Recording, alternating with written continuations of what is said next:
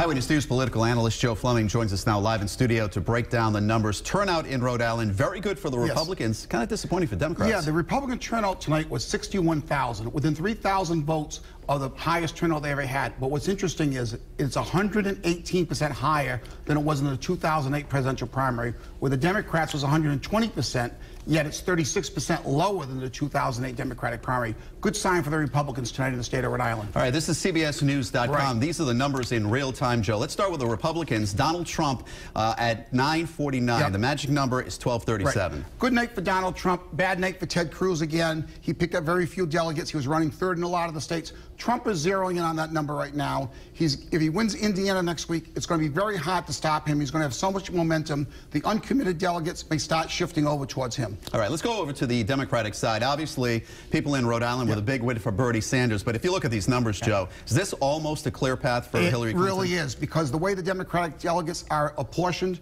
if you win a certain percent of the vote, you get delegates. It's going to be impossible for Bernie to stop her from getting the nomination unless the super delegates go the opposite way, and there's no sign of that at all. All right, so she had a big night, but if you look in Rhode Island, she didn't do very well. Let's break down some of the neighborhoods. Providence, Woonsocket, even Federal Hill and Providence. What happened there? Well, what happened was simply, for Hillary to win Rhode Island, the feeling was she had to win Pawtucket, Providence, Central Falls, Woonsocket.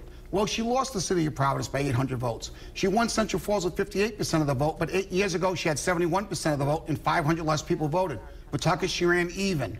Woonsocket, she lost by about 10% of the vote. So Democratic areas where you expect her to do well, she did not do well. Bernie Sanders in the suburbs did extremely well. And parts of Providence, like Federal Hill, Bernie Sanders did very well. People did not expect that.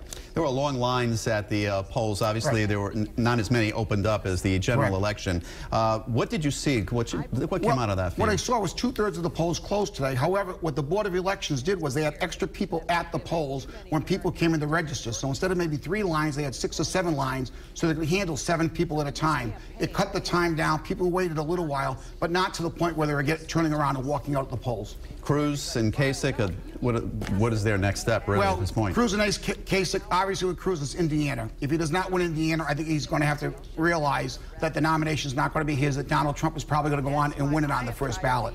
Kasich, again, he's only won 1 state, and I'm not sure where he's going to be able to find the state that he can win. All right. Eyewitness News political analyst Joe Flemming. Joe, as always, thank you very much. My pleasure.